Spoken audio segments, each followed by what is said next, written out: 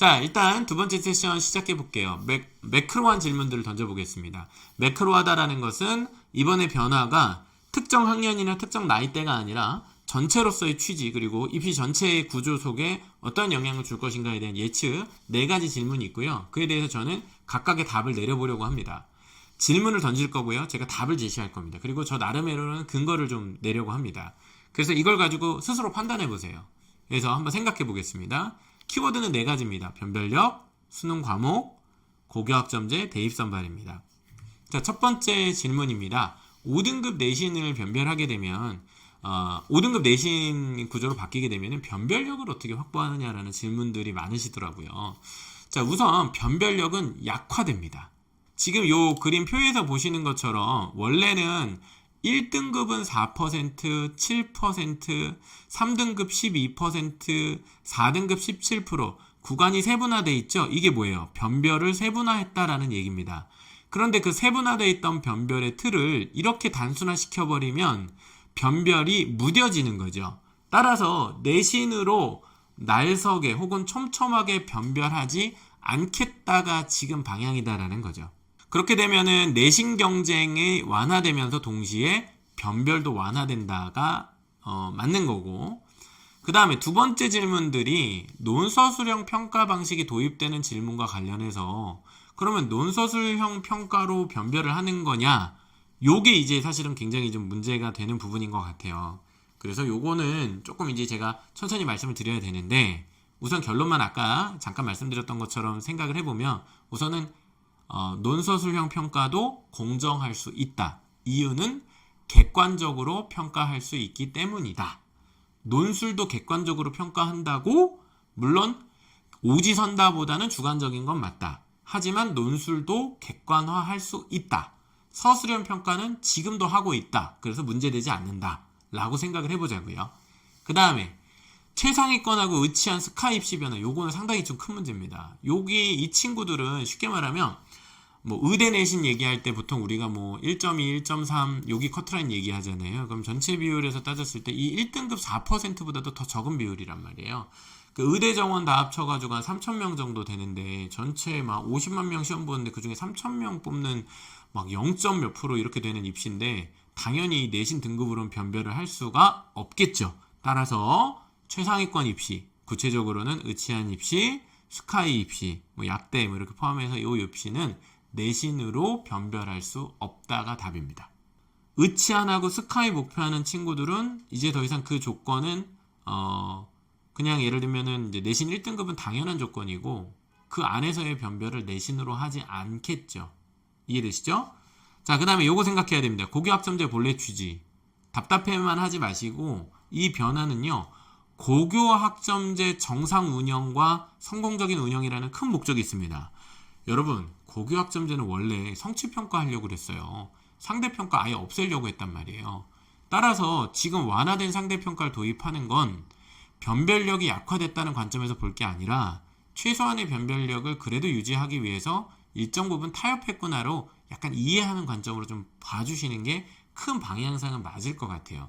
물론 이게 찬반의 논의가 있는 것 같아요. 아예 절대평가, 성취평가로 갔어야 되지 않냐. 저는 이제 그것도 일리가 있다고 보는데 그렇게 되면 이제 교육의 현실적 안정성 부분 그리고 내신이나 학교 자료를 어떻게 신뢰할 거냐 대학에서 이런 문제가 또 뒤따르게 되니까 사실 이제 그런 문제들 때문에 이게 좀 있지 않았나. 저는 타협점이 좀 있었다라고는 말씀을 드리되 다만 그 맥락은 고교학점제 운영 하에서의 대입제도 개편이라고 하는 요지 때문에 등급제를 5등급제로 했고 저는 사실 조금 절묘한 선택이었다고 봅니다. 저는 긍정적으로 봐요. 제 주관입니다. 주관적 견해로서는. 네, 그래서 그런 게 이제 지금 이제 주된 내용의 질문들이더라고요. 이 부분을 좀 잠깐 보겠습니다. 갑자기 생뚱맞게 고교학점제 페이지를 좀 가져왔는데요. 제가 앞에서 뭘 해드렸어요? 변별 어떻게 하냐라는 얘기였잖아요. 근데 앞에서 지금 얻은 통찰이 뭐예요?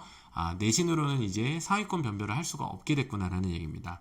그러면 이제 우리가 답변을 어떻게 찾아야 됩니까? 상위권 변별을 어떻게 해야 되느냐? 최상위권 변별을 어떻게 해야 되느냐? 요거로 가잖아요.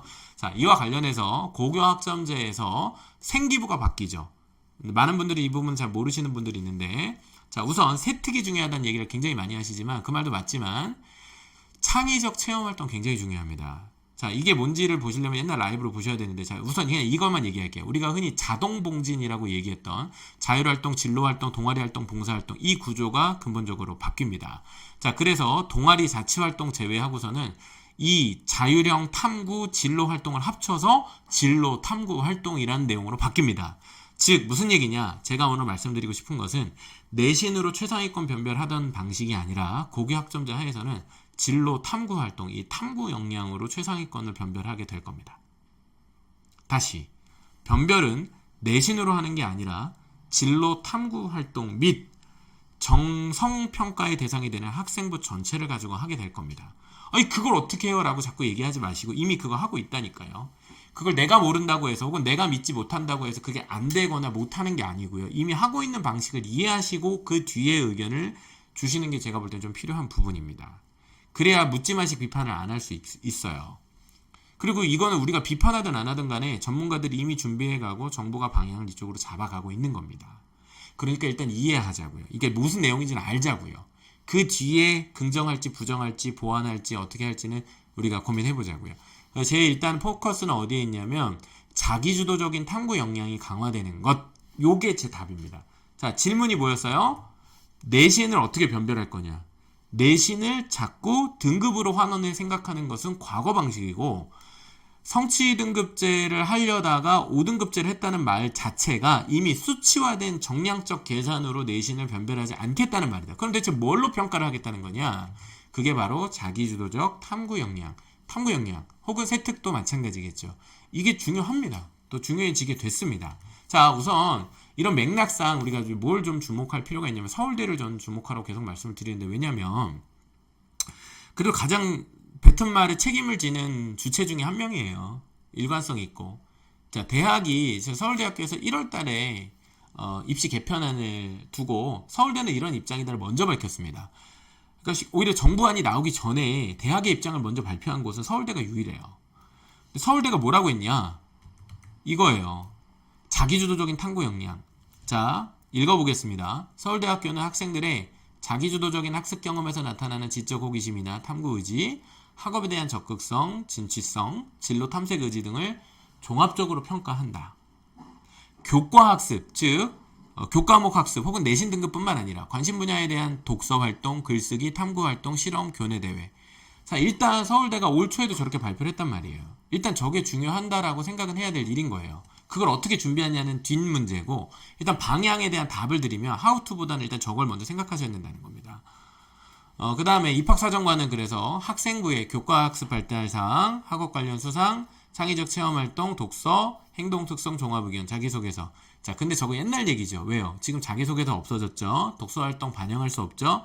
따라서 저 얘기 때문에 지금 나오고 있는 얘기가 생기부가 다시 바뀌어야 된다. 자기소개서를 부활시켜야 된다라는 얘기를 대학 쪽에서는 하고 있습니다. 하지만 이건 이제 좀 지켜봐야 되는 얘기고요. 아직 거기까지 갈 일은 아니지만 일단은 대학의 목표는 정해져 있어요. 바로 탐구 역량, 자기주도적인 학습을 볼 거고, 그 학습은 교과 내신 암기가 아니라 탐구 활동이다. 이렇게 얘기를 하고 있다는 거죠. 자, 그걸 좀 더 서울대스럽게 얘기를 해보겠습니다. 서울대는 그거를요, 깊이 있는 학습이라고 합니다. 자, 깊이 있는 학습이 뭐냐? 선행 학습이 아니에요. 미리 공부하고 빨리 공부하는 게 아니고 깊이 있게 공부하는 것이 초점이다라고 이야기합니다. 폭넓고 깊이 있게 공부한 학생을 우리는 뽑으려 한다. 자, 구체적인 예는 이런 겁니다. 수업을 열심히 듣고 해결하지 못한 궁금증이 있었나요? 교과 수업 내용 이외에 궁금한 점 대해 찾아본 적이 있나요? 교과 수업 내용을 이해하는 것을 넘어서서 스스로 생각하고 스스로 찾아서 깊이 있게 공부해본 경험이 있는지를 확인한다는 겁니다. 우리 애가 이렇게 못하는데, 근데 고민하실 필요 없잖아요. 어차피 우리 애가 서울대 다 갈 건 아니니까. 근데 서울대 정말 가려고 하거나 최상위권 대학 보내려고 하시는 분들은 저 기준으로 공부하셔야 됩니다. 그러니까 저렇게 하는 게 모두가 다 저렇게 한다고 생각하지 마세요. 지금도 저렇게 다 안 합니다. 근데 서울대 가려고 하는 애들은 저렇게 고민한다는 거예요. 근데 그럼 왜 선생님 서울대만 얘기하시나요? 제가 말씀드렸잖아요. 이 기준점에서 결국 내신 변별이 세밀하게 돼 있었는데 그게 없어져서 문제인 애들은 지금 기존에 1, 2등급 되던 애들이고 1등급 내에 들어있는 애들을 어떻게 변별할 건가의 문제예요. 따라서 지금 애초에 상위권 10%가 아니라 그냥 그 밑에 있던 친구들은 일단 내신 경쟁이 쉬워진 거예요. 옛날이면 5등급 받던 애들이 지금 2등급, 3등급 얘기할 수 있게 됐잖아요. 그럼 이건 쉬워진 거죠. 이건 이제 땡큐예요. 근데 갑자기 걔네들이 나는 그럼 스카이 갈 준비는 어떻게 해야 돼? 이건 좀 오바잖아요. 지금 할 수 있는 것부터 먼저 생각해야죠. 물론 이 수준을 빨리 마킹을 하고 3등급에서 2등급 끌어올린 다음에 그 다음에 1등급 간 다음에 1등급 내에 들어간 친구들은 이런 거 준비해야 된다는 얘기예요. 따라서 이게 그냥 불안한데 우리 애가 이걸 다 할 수 없는데 이렇게 너무 뭉뚱그려서 다 동시에 해야 된다고 고민하지 마시고요. 우리 아이가 지금 현실적으로 목표해야 되는 다음 단계부터 생각하시라는 얘기입니다. 그럼 우리 애가 사실은 중간 정도밖에 안 돼. 그냥 평범한 애야. 그러면 과거에는 5등급으로 불렸던 애가 일단 3등급 됐다는 건 뭐예요? 내신 숫자로 당하던 불이익을 없애주겠다는 얘기예요. 이거는 일단 좋아진 거예요. 근데 1등급의 변별은 어떻게 해요? 그 내부는? 근데 이런 것도 알고 있어야죠. 왜?